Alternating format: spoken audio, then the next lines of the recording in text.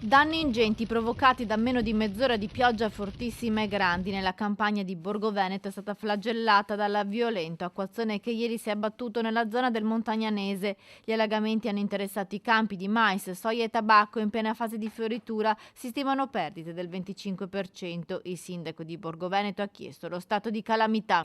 Abbiamo chiesto lo stato di calamità, abbiamo chiesto alla Regione di farsi carico di eventuali richieste che dovessero pervenire dai privati e anche dal patrimonio pubblico, qualora la Regione riconoscesse che è stato un evento straordinario. Insomma. Quindi, purtroppo qui nella zona nostra avviene abbastanza di frequente, è successo anche lo scorso 25 aprile, sempre nella zona però a sud di Borgo Veneto. In questo caso i danni sono stati ingenti soprattutto alle colture e anche parte al patrimonio pubblico.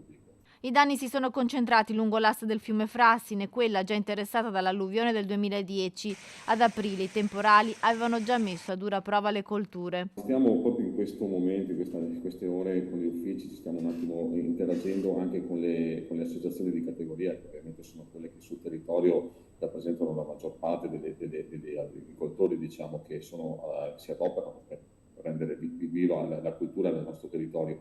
E non ho un dato preciso, però soprattutto per quanto riguarda le piantumazioni di tabacco, i danni sono veramente importanti.